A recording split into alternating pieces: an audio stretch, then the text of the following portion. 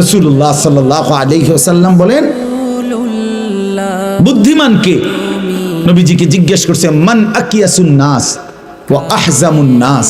হে নবী, বুদ্ধিমান কে, বিচক্ষণ কে? নবী সাল্লাল্লাহু আলাইহি সাল্লাম বলেন, আকসারুহুম যিকরান লিল মাউত, বেশি বেশি যে মৃত্যুকে স্মরণ করে। ওয়া আকসারুহুম ইস্তিদাদান লিল মাউত, যে বেশি বেশি মৃত্যুর জন্য প্রস্তুতি গ্রহণ করে, সে বুদ্ধিমান। আরেক হাদিসে নবী বলছেন, আল কাইয়িসু মান দানা নাফসাহু ওয়া আমিলা লিমা বাদাল মাউত।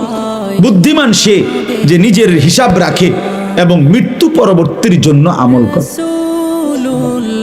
রাসূলুল্লাহ সাল্লাল্লাহু আলাইহি ওয়াসাল্লাম বলেছেন, কোরআন শরীফে আল্লাহ তাআলা বলছে, যারা ইলমের কদর বোঝে, ইন্নামা ইয়াতাযাক্কারু উলুল আলবাব, তারা বুদ্ধিমান। যারা তিনটা কাজ করে নিয়মিত, আল্লাহ বলে তারা বুদ্ধিমান।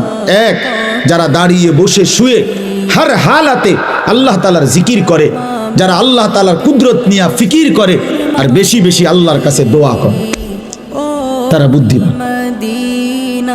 তারা বিবেকবান, তারা বিচক্ষণ। যার জবানে মাওলার জিকির, যার দিলে আল্লাহ তাআলার কুদরতের ফিকির, যে হাত তুলে রবের কাছে নিজের সব জরুরত আল্লাহর কাছে চায়।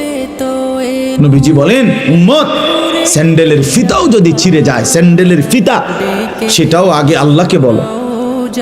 শিরাকা নালাইক, জুতার ফিতা, আল্লাহর কাছে বলো, আল্লাহর কাছে বলো। ইজা সাআলতা ফাসআলিল্লাহ, নবী সাল্লাল্লাহু আলাইহি ওয়াসাল্লাম বলে, কিছু চাইলে আল্লাহর কাছেই চাও। ওয়া ইজা ইসতাআনতা ফাসতাইন বিল্লাহ, সাহায্য প্রার্থনা করিলে আল্লাহর কাছেই সাহায্য প্রার্থনা।